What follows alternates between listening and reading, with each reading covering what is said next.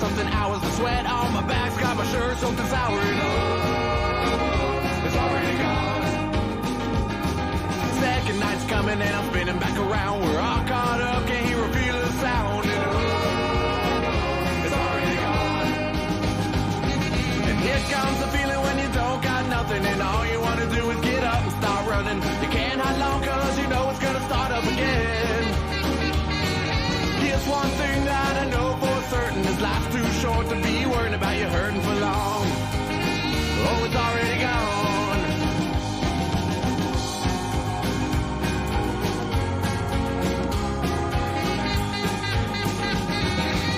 But money's not something that's free. Since the road the dice never rolls back to me. And oh, it's already gone. A bird in my hand, 2 cans in the other, start spinning around. Now here comes another. And oh, it's already gone. And here comes the feeling when you don't got nothing and all you want to do is get up and start running. You can't hide long cause you know it's gonna start up again. Here's one thing that I know for certain, is life's too short to be worried about you hurting for long. Oh, it's already gone.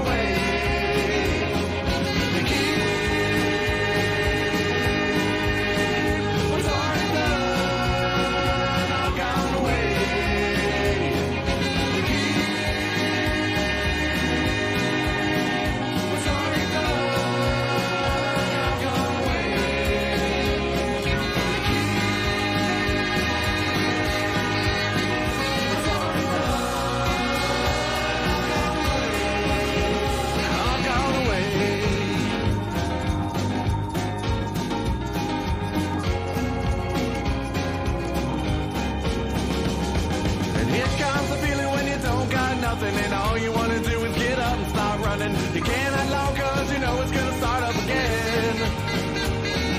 Here's one thing that I know for certain, is life's too short to be worried about you hurting for long. Well, it's already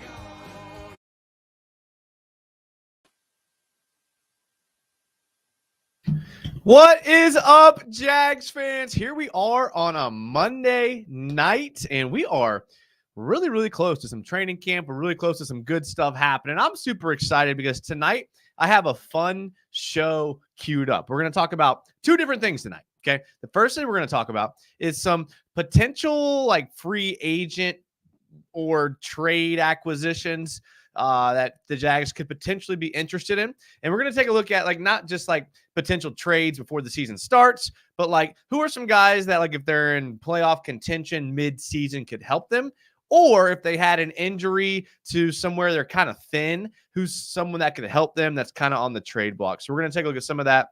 And then after that, we're going to rank the top Jaguar quarterbacks of all time. I have the tier maker here ready to go. I have it all loaded up. We're going to rank and we are going to put into tiers the Jaguar quarterbacks that have played for the Jaguars since their inception in 1995. I'm super glad that you guys are here. I appreciate it. This is a fan show. So make sure to get into the comments and let me know what you think. Who are some people that you would like the Jags to go after and maybe in a trade? We know Brandon Ayuk. We'll talk about him briefly, but besides Brandon Ayuk, who are some other people that you'd like to see the Jags go after that could help them in some positions, that could help them make a push toward the middle of the season? So get in the comments. I try to hit every single comment because this is a fan show. Make sure to subscribe to everything in the video description. I got all kind of stuff in there. I got my Twitches in there. I got my Twitter, my Instagram. I've been kind of messing around, making some music. My music Instagram or YouTube channel is down there. So check it all out. It's a lot of fun. Appreciate you guys being here. I always shout out the first person in the chat That's what we do around here. And C Breacher, the first one in the chat, says, "What is up, United?" C Breacher was here early. I love it. C Breacher and me ran some Counter-Strike 2 last night, I think, on Twitch. So make sure to check that out. My Twitch is on there below. Ace Sharpshooter says, "Hey." Shay says, "Let's go." I'm excited for Shay to be a part of the chat going forward this season. I think he's got some free time on his hands from what I heard. Even though he's got some little kids, it's okay. It's okay. He's got some free time. Robert Atzert's here and says, "Let's go." 100 miles per hour channel member says, "Yo, we back." C. Richard says, "What's the over-under United talks about Biden dropping out of the race?" You know, I don't know. It won't be until the end if I do. That's for sure. I mean, who knows? There's no telling. We're kind of a loose cannon around here as far as the content that gets talked about. So I'm going to try to save that. Last show, I kind of went off the rails a bit on side tangents, which I tend to do. But we're going to try to keep it focused on the Jags tonight. Speaking of that, Wednesday nights, if you haven't heard or seen, we have Club Jaguar, which is UCF Jaguar, Jordan DeLugo from Gen Jag, and myself, who do a weekly podcast. It's on UCF Jaguar's channel. Check it out. It's a great show. Super excited. We'll be doing our next one this Wednesday, but we did one last Wednesday, so go back and watch it. It was pretty good. I think you will like it. 100 miles per hour, who's also a channel member, says, "Been missing all the streams, trying not to pay attention to football, but I'm hyped for this season." I love to hear it. Charlie Boy says, "Yo, what's up? Great show on Club Jaguar." Appreciate it, Charlie Boy. Appreciate it. 100 miles per hour says, "The real bet should be how fast does he mention it?" Well, I wasn't going to mention it until you brought it up. Okay. So now, like, you can't even bet on it because I've already mentioned it. So it was brought up in the comment. Sorry about that. Kyle Simmons says, "I can dig it." Volkfang says, "What up, everyone?" Volkfang was in the Twitch. I was streaming on Twitch a little bit earlier today because I had some free time. I already prepared for the show. I was ready to go. So Volkfang was in there. So check it out. Jaggernaut says, hello, everyone. 2 more sleeps. That's right. That's right. If your sleep schedule is messed up like mine, then it might feel like 1 more sleep, but I'm working on it. Went to bed early last night, couldn't fall asleep, but I woke up early. So I feel like I'm getting my sleep schedule back on track. I did take a little nap this afternoon just because I was a little tired, but I think I'm almost there to getting my sleep. Any tips for getting my sleep schedule back on track? I'd love to hear it. Love to hear it. Kyle Simmons says, "It's getting close, boys." Volkfang says, "All-time best quarterbacks between Leftwich and Gabbert because they're the only quarterbacks with rings, and that's all that matters, right?" RM Skip, channel member, says, "Finally made it to another live just before the season. Love the throwbacks. Go Jags." I love the throwbacks, too. I was looking at getting myself one. I think I'm going to get me a Trevor Lawrence one, and I think I might get me a Christian Kirk one. So we'll see what happens. Volkman says, "Never mind, add Chad Henne and Mark Brunell to that list." After Rodgers gets injured, I hope the Jets are willing to let go of Michael Carter or DJ Reed. So finally, someone is bringing in the topic of the show. All right, so who would you like to get? Michael Carter, DJ Reed? I do have a Jet on my list, but it's a guy that I don't think you guys are going to be expecting me to say. So I like that, though. Michael Carter, DJ Reed, giving us some help on defense a little bit. I think if they do make that push, they'll probably try to help themselves on offense is what I'm thinking. But I do have one defender on the list as well. Marshawn Lattimore would be my number 1 trade target, says C Breacher. Great to be back in the stream, says channel member Raw Jeeves. Hey, listen, it's great that you're here too. I appreciate that. Everybody get their throwbacks? I didn't yet, but I will. I still haven't bought my new. I have to get a new Xbox so I can play NCAA. I haven't played NCAA yet because my Xbox is too old, apparently. Look at that. Still need massive improvement at guard, center, guard. And that defense needs another playmaker bad. All right, so let me get to my list here. All right, so obviously Brandon Ayuk is like the number 1 clear-cut guy. Like, if we can bring him in somehow, you're just – and spoiler alert, I have some receivers on this list. I've said this before. I'm not completely sold that I mean, they were talking about on the local radio today who makes the final 53-man roster. And they went through the receivers. And obviously we know the top. Christian Kirk. You have Gabe Davis. You have Brian Thomas Jr. And so those are your 3. Then you get into like Devin Duvernay and you get into like Parker Washington. Then you're looking at like Tim Cooks. You're looking at like Elijah Cooks, Tim Jones, Cephas from the Lions, and it's like, yeah, I mean, like some of those guys on the back end would be guys that I would be fine with rotating in with an injury.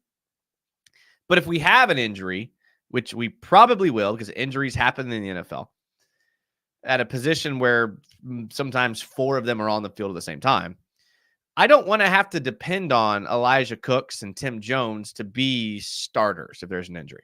I don't want to depend on Devin Duvernay to be a starter. I like all those guys. I just think they have their role within the team. It's special teams, it's things like that. And it's just, I just don't know how I feel about them being like catapulted into the offense if we want to be a team that has to outscore the Texans or has to outscore the Dolphins, right? So it's like, that's where I get a little worried. So I would like to see another receiver brought in, whether that's like mid-year when we realize that we don't have enough depth there, or if that's after an injury. I mean, because even look at last year. I mean, we had Christian Kirk get injured, and that kind of derailed us. We had Zay Jones get injured, and that derailed us. So it's like we can't just roll into the season with that 5 or 6 and like feel good about it. I can't. So Brandon Ayuk is a guy who I think would be, obviously he's expensive. You'd have to look at extending him long term. He's on that like $17 million deal this year, which isn't a huge deal to me because you did that last year with Calvin Ridley where you brought him in on a 1-year rental. So what would be the difference between that and bringing in Brandon Ayuk if you didn't plan on re-signing him? Now, if you could re-sign him, now we're talking something different. But even if a 1-year rental, try to make a run. You have salary cap room now with the Trevor Lawrence and the Josh Allen deal getting done. Brandon Ayuk is my number 1 target, but every team is targeting Brandon Ayuk. So that goes without saying. That would be a great signing. I just don't know how realistic that would be because of how competitive the market is for a guy like Brandon Ayuk. And he asked for a trade from the 49ers, and the 49ers said they didn't want to trade him. And then you probably have teams who are willing to trade him and then sign him. So, and to give up more than probably we would. So it's just something to think about. Would love to have him. Not sure how realistic it is. Shay says, I'm not sold on wide receiver either. I don't think there is a number 1 there. Now, I like Kirk, but I know what you mean. Like, now I know Brian Thomas Jr. was drafted in the 1st round. He should be a number 1. Well, he was a late 1st round pick, and 1st round receivers often don't work out. We'd love him to work out, but we know it's going to take him some time. He's not going to come in year 1 and be like a stud. Probably not. I mean, if he did, that'd be very surprising to all of us. So that would be another reason why I want to bring another wide receiver in. Bring in a whole new O-line and some starter level players for cornerback. I like that. I like that Volk thing.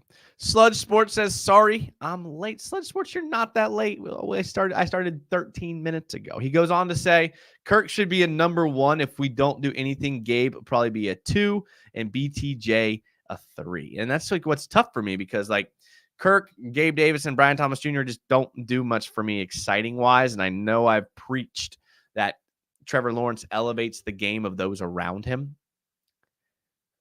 I just think if you're going to be a team that wins playoff games, you have to have a better receiving core. I know I've talked about this a lot, but look at the receiving cores just in our own division. We look at the Texans and the Titans and like, even the Colts with Michael Pittman, who was like a bona fide number 1. So I just don't know if we're on that level yet to even compete within our own division at the wide receiver spot, which is what gives me a little bit of hesitation there. 100 miles per hour says Kirk is a wide receiver 1. He's a low level 1, but he's a 1 nonetheless. But I think I get what you're saying, 100 miles per hour, but I think what a lot of people are thinking is like when you line up in the slot every snap, it's hard to think of them as a wide receiver 1.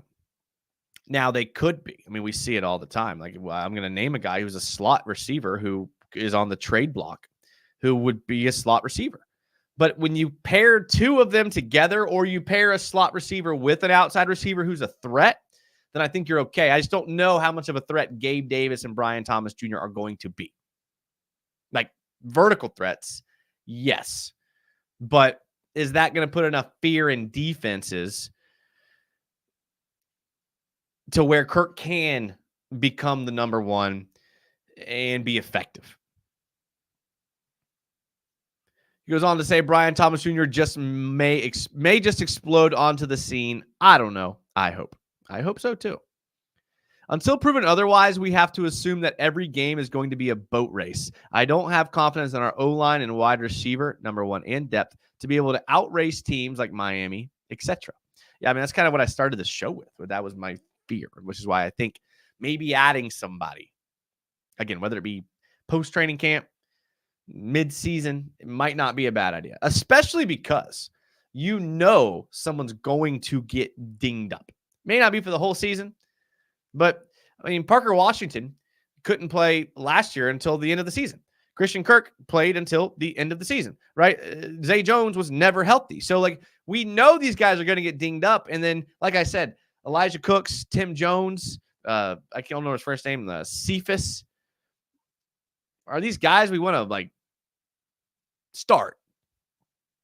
Because I was impressed with Elijah Cooks in the preseason, but I wasn't too impressed with him in the regular season. And Tim Jones similarly. And I don't know. C. Breacher says, let's just say our playmakers aren't keeping defensive coordinators up at night. That's well said. Well said, C. Breacher. People went crazy. That's a 1K.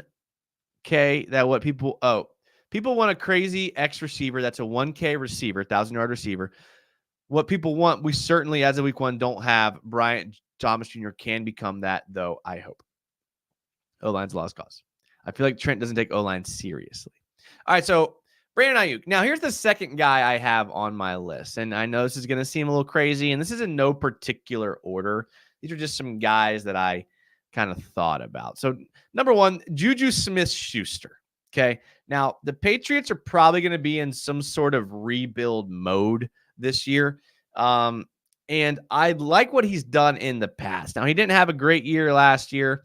Only had 29 receptions last year. We look at the season before. He had 78 receptions and 3 touchdowns, played decently well. We look at 2021, 15 receptions, 0 touchdowns. 2020, 97 receptions. So I know we're looking like 3 years ago, Juju Smith-Schuster, but he is a guy that I think brings in an elevation game as far as veteran leadership, knows how to run routes. It's going to, I think, like C. Breacher said, is going to kind of strike a little bit of fear in defensive coordinators' minds. He was on a Patriots team last year that had no offense. You know, he's not incredibly old. You know, he's still a pretty young guy. You could basically sign him you could trade for him for a 1-year deal, and it would cost you about $17 million, or you could keep him for 2 years for like a little over $20 million. And the Patriots could cut him because they would save some money by cutting him. And throughout his career, he's been pretty good. He won a Super Bowl with the Chiefs. And the Chiefs might be a team that tries to bring him back. Patriots would save $7.5 million by cutting him.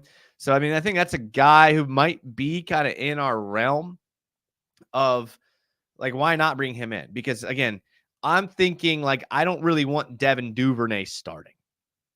I don't really, and that's where we're one injury away in trips from Devin Duvernay starting. I don't want Elijah Cooks starting. I just don't. I mean, Parker Washington, we haven't brought him up a lot. How much faith do you have in Parker Washington? Yes, I think they could be decent players that add to the team, but do we want them playing every snap if Christian Kirk rolls his ankle? Or if Brian Thomas Jr., lands on his shoulder wrong, going up for a jump pass, which are things that happen in the NFL weekly. I just like to protect ourselves a little bit from being incredibly vulnerable at depth.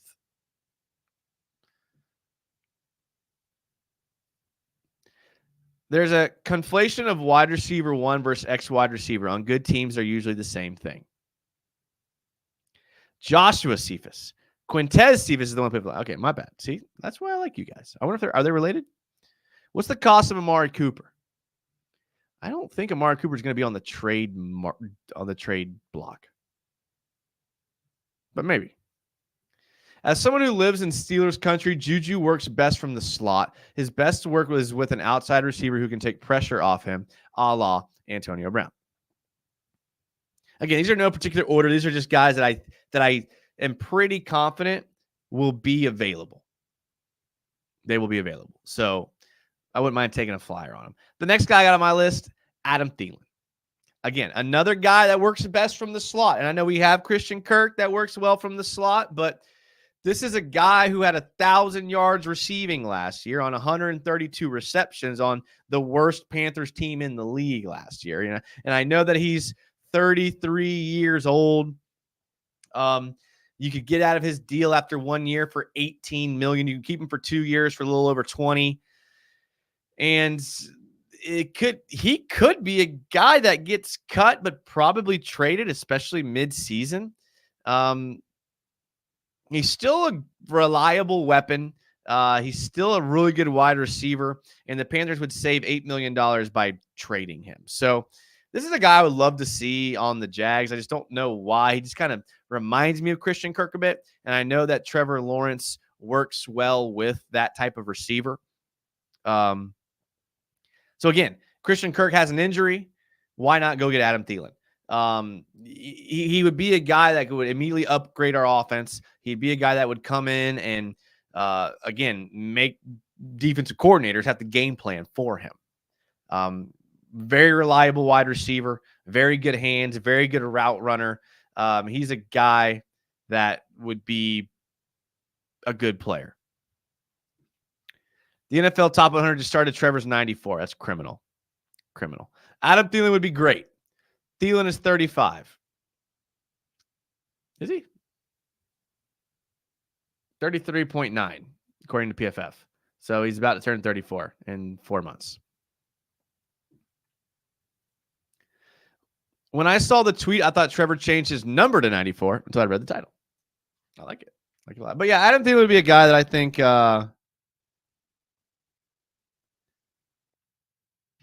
would be a good fit here. So, all right, again, no particular order.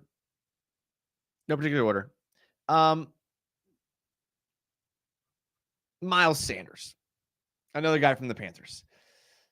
Now, look, Travis Etienne can't continue to take on the bulk that he's taking on. Okay, he just can't. He just is impossible. I know we drafted Tank Bigsby high. I know we just drafted the other running back this year as well. But if we get halfway through the season, or there's, God forbid, an injury to Travis Etienne, who was injured his rookie year, I think Miles Sanders would be a guy that the Jags would kind of go after. Again, the Panthers are kind of looking to rebuild. They're kind of trying to look into to get younger. He had 129 carries last season for 432 yards, 3.3 yards per carry. I think that would be a great spell for Travis Etienne. You don't have to have him long term. While you're developing these younger backs, you could bring in a veteran like Miles Sanders. The Panthers just drafted Jonathan Brooks, so that might put Sanders on the back burner. They could save $6 million with the trade. They have Chuba Hubbard on the depth chart. So he could be a guy you could get for a late round pick. And then now you actually have a 1-2 punch with Travis Etienne and Miles Sanders.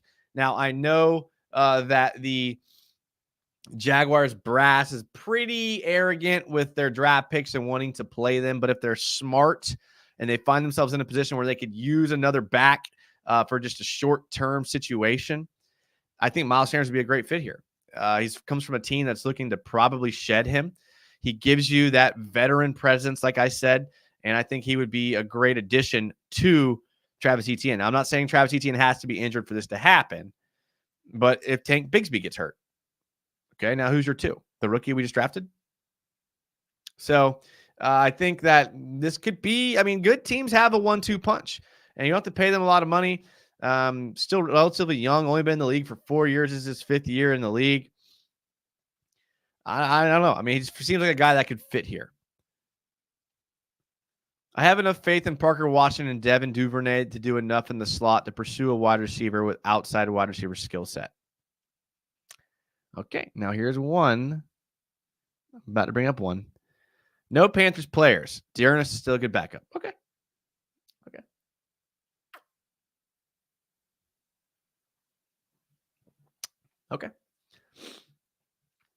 All right. So we talked about an outside wide receiver.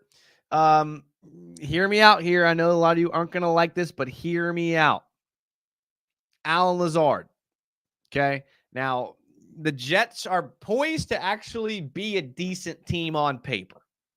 When you look at the players they have, their defense, Aaron Rodgers, they could be a decent team on paper. We know that Aaron Rodgers likes Allen Lazard, but the reality of it is he hasn't been very productive the last few years.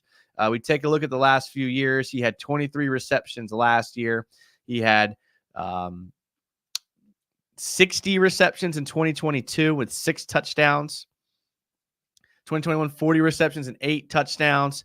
But the bottom line is he's a guy who could play on the outside and could give you something if Brian Thomas Jr. needs a break or if you need another guy on the outside. I mean, you have Brian Thomas Jr. on one side. You have Allen Lazard on one side. Again, I'm talking like inevitably you're going to get an injury to a guy like Gabe Davis or Brian Thomas Jr. or Christian. I mean, inevitably, one of these guys is going to go down for a bit. Hopefully not, but like we have watched football long enough to know that you have to have contingency plans in this league. And again, the motif of this whole show is I'm a little worried about there's some contingency plans not in place for some of these positions. Offensive line, wide receiver, defensive back specifically. Allen Lazard, I think a guy you could bring in. He turns 27 this year, still relatively young. Big body, 6'5", 227. I know he was already here and we let him go, but that doesn't mean we can't go back and try to get something out of him. So $6 million in cap space the Jets have. So they might try to get rid of him to try to bring in a guy that's a little bit better to be aggressive with Aaron Rodgers. He probably won't start. You could probably get him for a late round pick. The Jets would save about $10 million in cap space. They could package that together and maybe try to get something else that they need. $12 million next year. You could get out of it next year for 18, which seems to be the theme for all these guys. We have the space for it. So that's a guy that just something I'm thinking about. Could be a guy that you bring in. Finally found out the answer. No familial relations between Joshua and Quintez Cephas. There's no way. There's no way they're not related somewhere. Dude, that last name is too irregular. Who is our cornerback 2? Well, right now it's Ronald Darby. Jarian Jones is a guy they like. But yeah, I mean, that's another. I mean, I got a corner on this list. Guy says, channel member guy says, ironically, bring back Lazard to help out our wide receiver room. I know. It is ironic.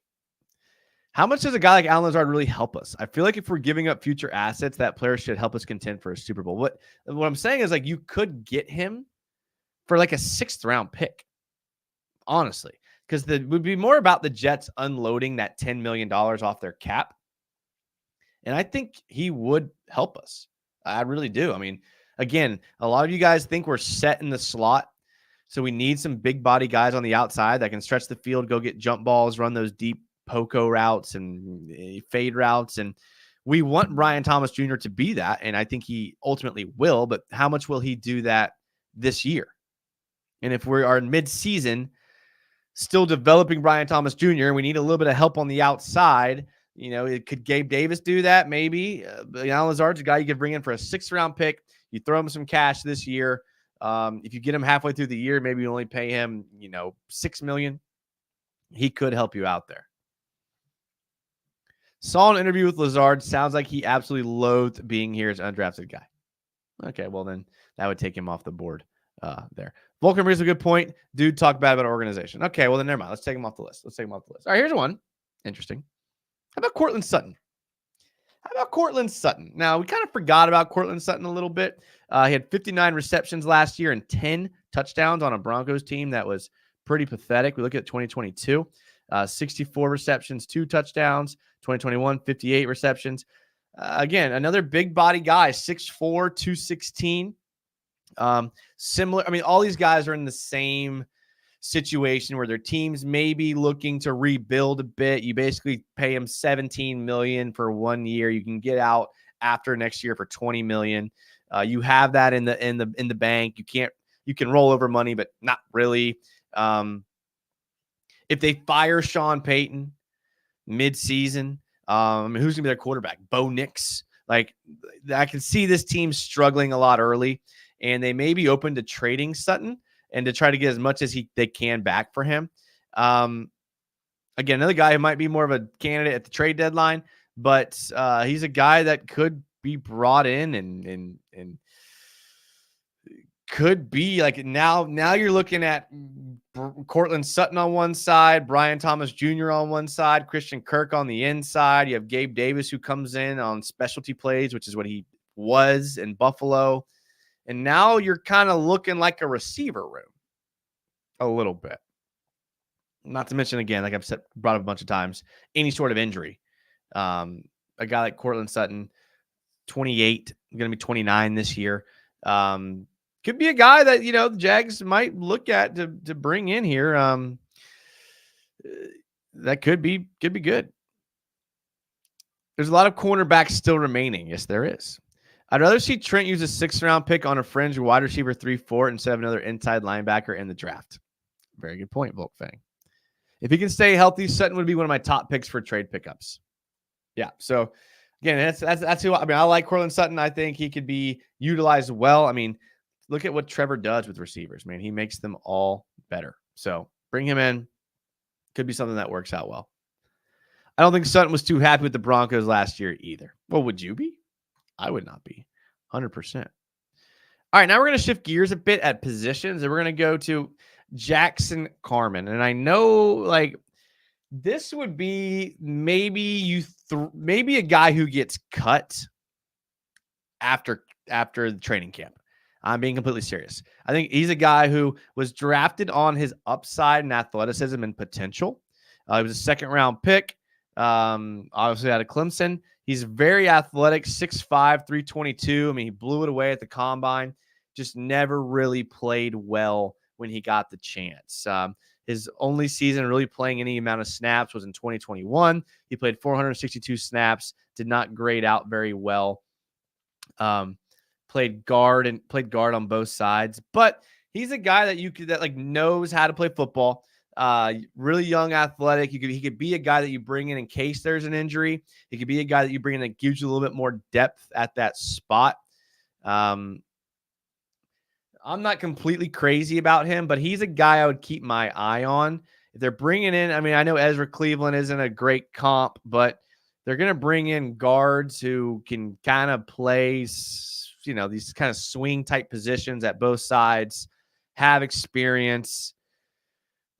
Just keep your eye on him a little bit, okay? Bengals may not want to cut him. They may try to get like a 7th or a 6th-round pick out of him. And he's a guy who I think would upgrade our offensive line at the depth position. James Bradbury, defensive back from the Eagles. Didn't play great last year. Okay, I'll give you that. Didn't play great last year, but if he did play great last year, he wouldn't be available for trade. And what you want to look for is a guy who may be able to help you. And I know this may kind of go along the Ronald Darby train of a recycled defensive back, but I think would you rather have a lot of people that have talked about like Monteric Brown? I know we got some rookies in there, but I think James Bradbury could be a guy you find yourself in a pinch you could throw out there. They even talked about playing James Bradbury a bit at safety in Philadelphia this year. So I think he's a guy that could be traded, maybe a surprise cut, but we need help at defensive back. We really, really do. I just don't trust Darby to play the whole season. You got 2 rookies out there who are unproven. Tyson Campbell can't stay healthy as of last year. So we are really in a precarious situation when it comes to defensive back. And James Bradbury is a guy who has played well in the past, who could be a guy that you bring in to give you some veteran leadership, knows the game, can teach some of these rookies how. And I get that's what Ronald Darby's here for. I just feel like I trust Bradbury a bit more than Darby to stay healthy, which I don't know. Who? They're talking about Carmen. The tackle situation doesn't scare me this year. Our tackle situation for next year scares me. Well, the thing is Cam Robinson has been unreliable. He played half the games last year. if Cam Robinson plays half the games again this year, now Walker Little is playing half the games. And now, like Sledge Sports says, Blake Hance is your next guard up. If we bring in Carmen, we would have to cut one of the 8 linemen. Who do you cut?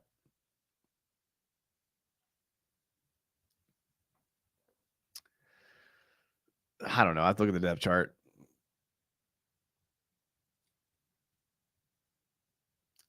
It's Luke Fortner. I was going to say that, but I didn't. All right, my last guy on my list before moving to the quarterbacks, the Jags quarterbacks all-time rankings. Jack Conklin. Now, I know this is like a stretch here. And listen, I know this is probably the only name on here besides Adam Thielen and maybe Cortland Sutton that you guys even like. But again, I'm thinking beyond like what we need right now, because I know week 8, 9, 10, I think our bye this week is like week 10 or 11 again. By week 11, we're going to have injuries on the offensive line somewhere, right? You're going to have Luke Fortner sliding over and playing guard. You're going to have Walker Little playing at one of the tackle spots for a few snaps. You're going to have, with the injury history and the inability of these linemen to show they can stay on the field, you're going to have needs. I just don't trust the depth that we have right now. I don't want Shatley playing as much as I love him. I don't want Luke Fortner playing. I don't want Blake Hance playing. I don't want these guys playing. I'm sorry. I just really don't. I trust Walker Little. That's about it. So why not go get a guy like Jack Conklin, who tore his ACL week 1 last year, but was a good tackle the year before then. DeJuan Jones kind of solidified himself on the Browns as their left tackle, so they may be looking to get rid of Conklin. I would be okay with going to get him, especially a lot of people are talking about trading Cam Robinson. If you trade Cam Robinson and you get a third or second round pick out of him, you might be able to go get Conklin for like a 6th. Now you've basically swapped upgraded picks 3 draft rounds. And you could have Walker Little play guard. You could have Conklin play. I know. I get it. It's not a perfect world situation, but I'm looking at guys who might be available, might help this team. Food for thought, something to think about. That's all I'm going to say. So those are some guys that I'm looking at. I know some of you guys mentioned some other people, but I'm talking like maybe realistically, this could be some guys that are out there who may be available, who the Jags have needs, especially depth needs with a lot of these guys that I think potentially could help. So let me know what you think of the list. If you watch this afterwards in the comments, let me know what you think. Let me know if that's a bad list, a good list, a mid list, as the young people say nowadays. So I don't know. I'm okay. I try to get with the times. I'm old, but I try to get with the times. Okay, so I'm gonna shift gears here and do something a little fun. What I want to do is I want to rank the top Jaguar quarterbacks of all time. Okay, so you'll see here at the bottom, we have Trevor Lawrence, Gardner Minshew, Nick Foles, Blake Bortles, Chad Henne, Blaine Gabbert, David Garrard, Byron Leftwich, Mark Brunell, and Steve Berline. And we're going to put them in tiers. S, A, B, C, D, and F. And I don't just want to be like, how do I feel about these guys? I want to look at what they did. Like, what was their record? What team did they have around them? Like, what were their stats? I know stats aren't everything. C. Breacher says, what's the ranking based off of? Production or talent? Great question, C. Breacher. This is based off of how I feel about them. So both production and talent and how I feel about them. So those are going to be the 3. So you let me know what you think they're going to be ranked and where they should be ranked, whether I'm right or wrong. Volkfang says the depth is better than last year, only by like 20%, but it is better. I think because they drafted better. Hopefully. They had to have, right? You can't draft any worse than they did. I know Anton Harrison was good, but with Tank Bigsby and Brenton Strange and Parker Washington and all the other guys, Ventrell Miller, you can't draft any worse than that. So we're going to go in order of Oldest when they played to most recent. Kev88 says, I'm shocked Darby is a starter. Huge liability. Very good point. Very good point. I agree with you there. I agree. All right, so we're going to start with Steve Berline. If you don't know who Steve Berline is, you might be a little young, but Steve Berline was the first quarterback the Jaguars ever had. When they started their franchise, he played 7 games, and he was then replaced by Mark Brunell 7 games into the season. First Jaguar quarterback we ever had. He played 7 games. He had 952 yards, 6.7 yards per attempt, 4 touchdowns, 7 interceptions, and his career record with the Jags was 1-5.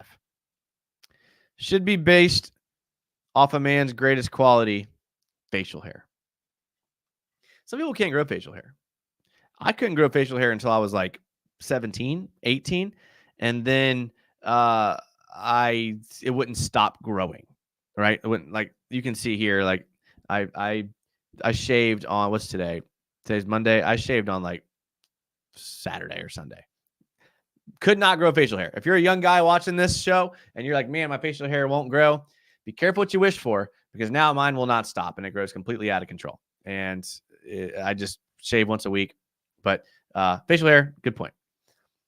Steve Berline's still salty about it. I knew Shay will bring some historical context here, which I love. Shay's my age. So just to give you some context, I was 6 years old when Steve Berline was the quarterback for the Jags. I was 6 years old. But I remember. Check out the wide receivers that Steve Berline had. Desmond Howard. Yes, that Desmond Howard. Willie Jackson. You Gator fans will remember Willie Jackson. And Jimmy Smith. That's a solid 3 wide receivers right there to bring on a franchise. Unfortunately, Steve Berline only playing 7 games, throwing 4 touchdowns and 7 interceptions, gets an F for me. An F. I'm also salty. He said some bad things about Jacksonville. Suck it, Steve Berline. Enjoy that F grade. Moving on to Mark Brunell. Mark Brunell, 9-year career in Jacksonville. Now we're looking at just in Jacksonville. We're not going to look at like where they went on after or where they were before. We're talking about in Jacksonville. So Mark Brunell, 9-year career, obviously Jaguar record, 25,000 yards, almost 26,000 yards, a 7.1 yard per attempt, 144 touchdowns, 86 interceptions, and a 63-54 record. Impressive stats. Very impressive stats. Led the Jags to 2 AFC Championship games. Very impressive player. The team around him: Fred Taylor, Jimmy Smith, Keenan McCardell, Kyle Brady. Had some good players around him. The offensive line, obviously, you had Leon Searcy. You had Tony Baselli. You had some good players on that offensive line. As far as rankings, I'm going to give Mark Brunell, see Breacher hit it on the head. I'm going to give Mark Brunell an A. The yards are insane. He led the Jags to a great seasons. Shay says A, highest of the B tier because of who he was working with. Now Shay's always spot on. That's exactly what I was thinking. He's somewhere high B, low A. Because of the rest of the guys on this list, he has to get an A. Sledge Sports says a B. I was close to a B, but I got him an A there. Where's Mike Glennon, Jake Luton, Stephen Morris? Okay, so I actually looked up quarterbacks that actually played snaps for the Jags. And Stephen Morris never played a regular season snap, I don't believe. Now, there was guys like Mike Glennon, Jake Luton, who were some of the guys that I've forgotten about. Man, they escape me now. But they had I can't remember, but they had some random people that played here and there. But we're gonna honorable mention Cody Kessler, right? Cody Kessler, right? So there's some guys like that played some snaps. Just didn't Josh McCown, right? So there's some guys like that, but we was kind of stuck with the big guns here. Lonesome Not I says, saw it. How many folks went to Romana Flea Market yesterday? David Garrard, my number one. I love it. I love it. I like it there. I like it. I didn't go, but Burnell with the Super Bowl ring as the Saints backup quarterback, A+.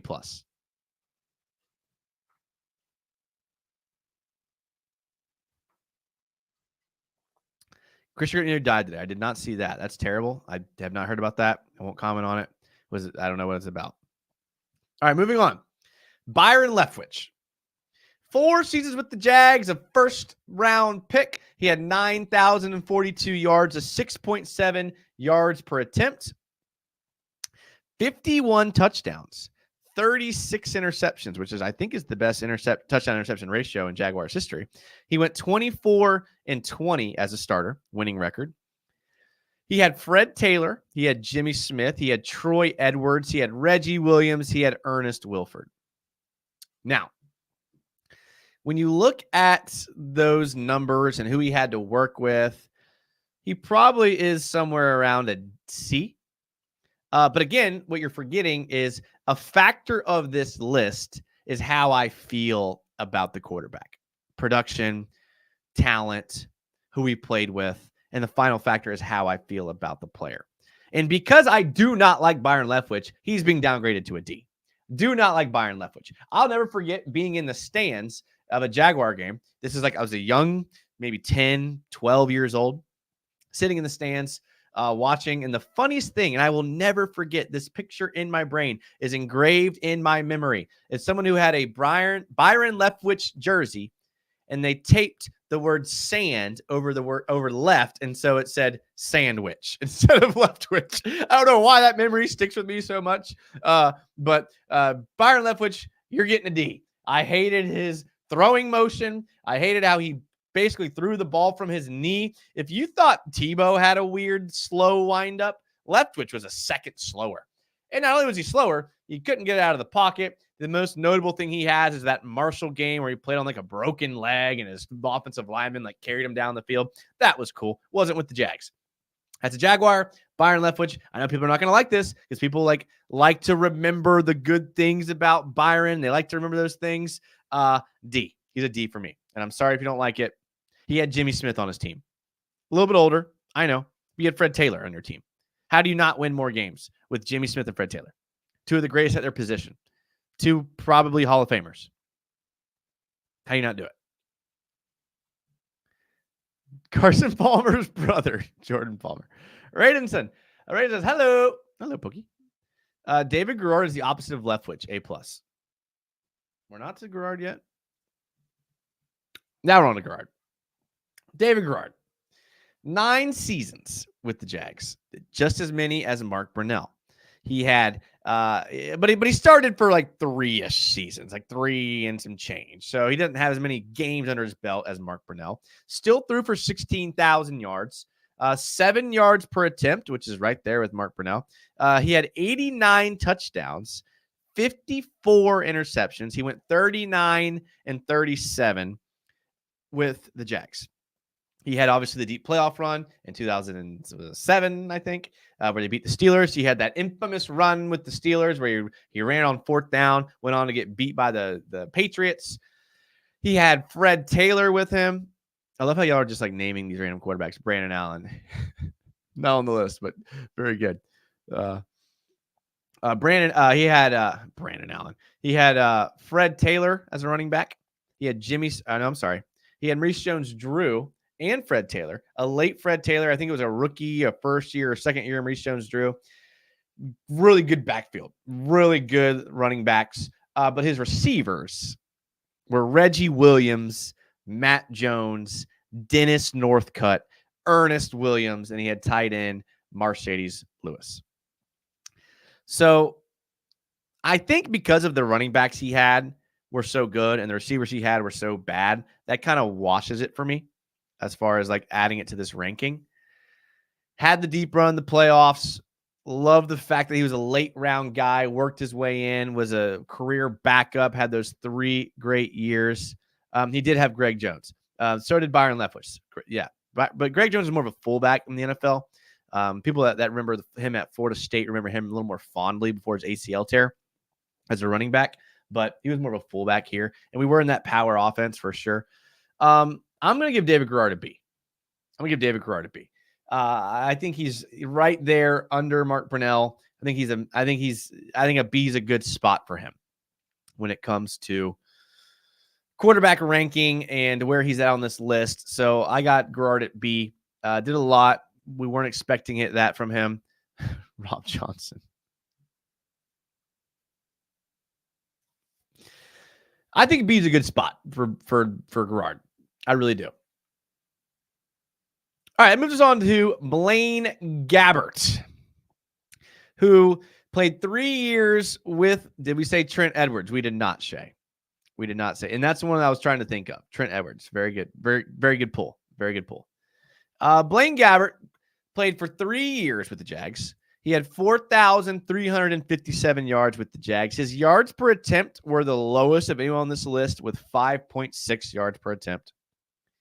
22 touchdowns, 24 interceptions, and a mind-boggling 5-22 record. Not good. Now, let's be fair. His head coach was it Gus Bradley? He did go on to go like 6-13 as a starter after the Jags, so he got better. Jed Fish was his offensive coordinator. He did have a little bit of an older Maurice Jones-Drew on the team. He had Justin Blackmon, who, for the little bit that he was here, but he was good that year with Blaine Gabbert. He had Cecil Shorts, Mercedes Lewis. Team around him wasn't super amazing. Was drafted very high. Had a lot of potential coming out of Missouri. I'm inclined to put Blaine Gabbert at a D, and this might be where I get the most kickback.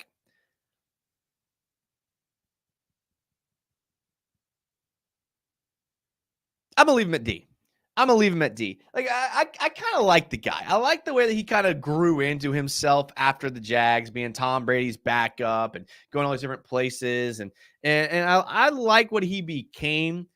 But I'm gonna leave him at D for the Jags. Terrible regular season record, but he didn't have much to work with. Did not have much to work with. It was just absolutely terrible team around him. Terrible coaching around him.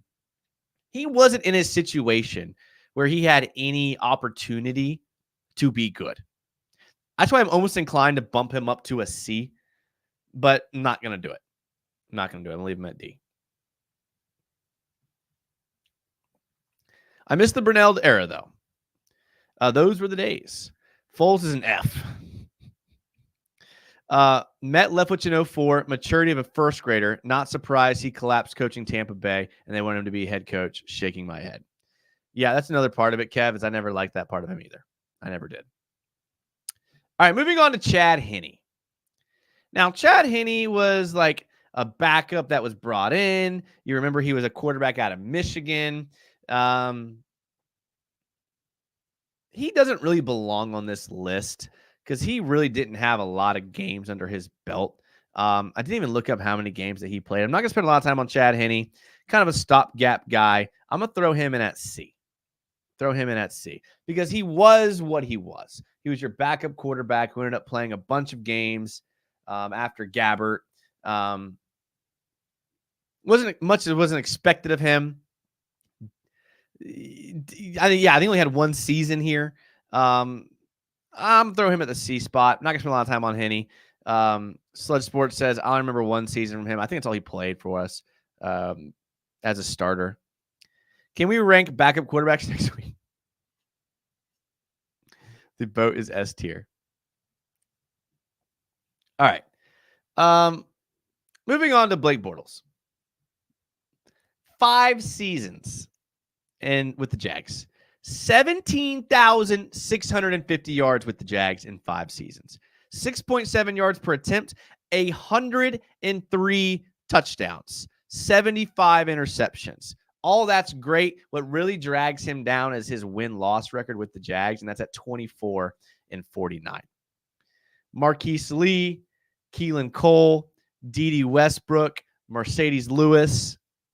Okay pieces around him. Wouldn't say they were great. TJ Yeldon. Wouldn't say they were great. Bortles is a C. In 2015 with Allen Robinson. I forgot about him. 2015 Bortles year was special. So again, we have to factor in not only like what he did for the Jags, but also like who he had to work with, talent, and how I feel about him. So because of that, Blake Bortles is getting S tier. Absolutely correct. Whoever said it in the comments, Sludge Sports, absolutely S tier. If Bortles is not an S tier quarterback for you as a Jags fan, you're not a real Jags fan. And I'll say it to you right now. And I don't care how you feel. Don't care what you think about that opinion.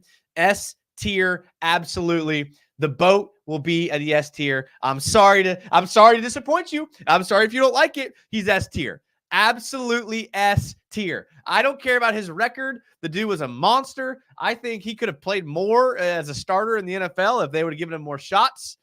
I'll take it. Alan Hearns, too. Good point.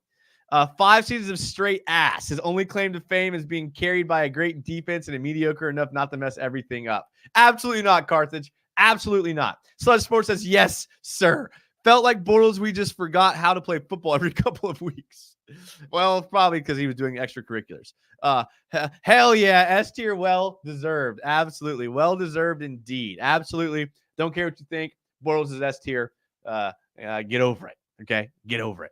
All right, moving on to Nick Foles. 4 games with the Jags, and only one, and then came back and played the last 3 games of the season. If you remember, he had 4 games, 736 yards, 6.3 yards per attempt, 3 touchdowns, and 3 touchdowns, 2 interceptions, and an 0-4 record for Nick Foles. Yeah, buddy. Why don't you just take a seat right there next to Steve Berline? Take a seat right there. Now, I know he had the huge pass where he broke his collarbone or whatever, where he caught the ball. But yeah, have a seat right there under Blaine Gabbert and Byron Leftwich, Nick Foles. Don't miss you. Don't want to hear from you again. Terrible signing. Awful. F. That's where you belong. All right. Moving on to Gardner Minshew. F. This is how you know Jason knows Jaguars football, with the boat being an S. I believe it. The boat deserves S for his interviews alone. Absolutely. F for Nick Foles. F for Nick Foles. Nick Foles, the only Jag quarterback to win a Super Bowl ring as a starter. F. But not for the Jags. But good point. All right. Moving on to Gardner Minshew. 2 years as a quarterback, 5,530 yards, 6.9 yards per attempt, 59 touchdowns, 24 interceptions, 7-13 as a starter. Now, look at the team around him. DJ Chark was pretty good. Then you had Chris Conley. You had a banged-up Dede Westbrook. You had a banged-up Marquise Lee. Look at his tight ends, please. James O'Shaughnessy, Jeff Swaim, Josh Oliver, Seth DeValve, and you Florida State fans may remember Nick O'Leary. Okay, that was his safety valves. Let me say those again. James O'Shaughnessy, Jeff Swaim, Nick O'Leary, Josh Oliver, and Seth DeValve. Absolutely putrid. No, not much help with Gardner. He was thrown into a terrible situation and played well on a team that was trying to tank and be terrible. He single-handedly almost made us not tank many times. He brought energy to the team. Overdid his potential. I'm putting Minshew at a C. And I'm tempted to put him at a B. I really am. Went on to be starters at other teams and played pretty well. I'm tempted to put him at B, but I think, to be fair, he's a C. Shay agrees. He says Minshew is a C tier. If Minshew had a better arm, he'd probably still be here. He had 1 win without Urban, but he did not have weapons, so I'll give him that. Minshew is a B, says Carthage. I'm close. Like, I'm right there. I'm right there. I want him to make B tier, but he limited the offense with his arm strength. Yeah. And I think he could still be a good quarterback for Vegas. I mean, I think he really could. I think 50% of all children born in Jacksonville between 2019 and 21 are all Minshew's. That's a good point. Chad Henne and Minshew in the same tier is blasphemy. Now that you mention it, they're kind of similar. Like, they're kind of similar guys as far as what they give you, right? They're both like career backups. They're both guys who are limited by their arm strength. They're going to make good decisions. They're going to protect the ball. I get what you mean by like what they did for the Jags. Like, I get that, but they're kind of similar.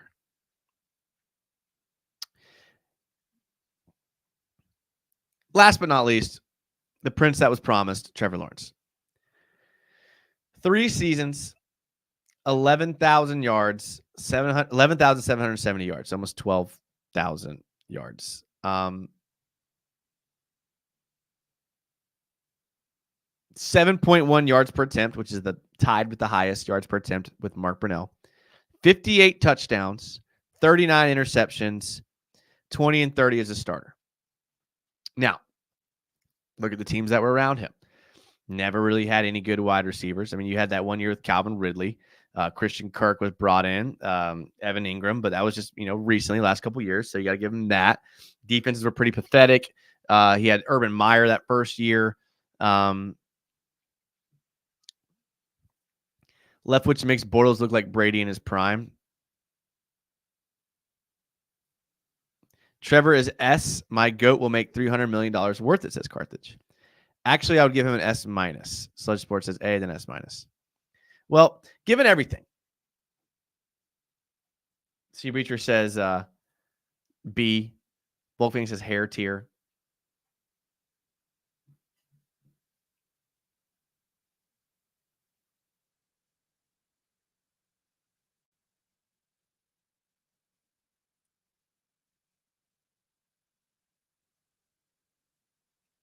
S tier, baby. The prince that was promised is getting an S tier. Absolutely getting an S tier. The best natural quarterback we've ever had. Now, you want to look at yards? Well, let's take Trevor Lawrence's yards and spread them across how many seasons Mark Brunell had. And Trevor Lawrence blows him out of the water. Okay? The best arm on this list. The best accuracy on this list. The youngest quarterback to play for us on this list outside of Blaine Gabbert.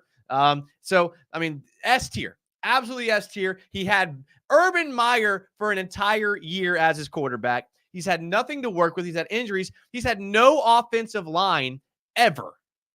No offensive line ever here. S tier, absolutely. He's making the list. Him and the boat are the only S tier quarterbacks. Mark Brunell, A tier. David Garrard, B tier. Henne Minshew, C. Leftwich Gabbert, D. And Burline and Foles bring up the F tier list. This is your list of Jaguars quarterbacks right here. This is your absolute list of Jaguars quarterbacks right here. And he is the S tier quarterback. If you ask yourself, hey, all of you ask yourself on this list, if you're starting a franchise, what quarterback would you want? You'd want Trevor Lawrence. You'd want Trevor Lawrence. Can you imagine if Trevor Lawrence had Keenan McCardell, Jimmy Smith, Leon Searcy, and Tony Baselli? He'd throw for 10,000 yards every season. Dude's insane. Terrible teams, terrible coaches. This is it. S tier. Here's your list. Love it or hate it. This is it. This is absolutely it. This is the rankings right here. So hopefully you agree with the list. Maybe you don't. That's okay if you don't, but that's fine. We're going to do another tier list of a different position. That's not a bad idea. I mean, training camp's starting soon, so we'll have some things to talk about besides ranking Jaguars quarterbacks, but this isn't bad, right? So hopefully you like my list. Let me know in the comments what you think about the list. Could be something to debate about. Could be all-time Jaguars fullbacks. Greg Jones, S. Who was the D tackle Voorhees we drafted? I don't know. A couple years ago. All right, that's the list, boys. So that's the show. That's the show. I'm going to wrap it up right there. So hopefully you liked the list. Hopefully you liked my list of potential trade people there. I appreciate you guys being here. Had a lot of fun talking with you guys. You can see me next on Wednesday on UCF Jaguars show, or our show on UCF Jaguars channel. Club Jaguar, me, Jordan DeLugo, and UCF Jaguar. We'll be talking all things Jags. Should be good. Should be a good time. So make sure you're subscribed to him. Make sure you're subscribed to me. Follow and subscribe to everything in the video description. Just go ahead and do it. You know, you can check it out. It gives you something to do, right? Give you something to do. So you might as well do it. I appreciate everybody that was here tonight. Shay, great list. More tier content for sure. We'll do it for sure. Thanks to all the channel members. Shay, Sea Breacher, 100 miles per hour, Volk Fang. We had all kind of channel members in here tonight going through the list here. There's a lot of comments. So if I missed you, I'm so sorry. If you're watching this show on VOD and you're a channel member, make sure to say something in the comment. Appreciate you guys. Had a lot of fun. I will see you guys in a couple of days on UCF Jaguars channel. I'll be on Twitch after this, probably doing something fun. So until then, I love you guys all from the bottom of my heart. I love you, and I will see you soon. And until then, as always, go Jags.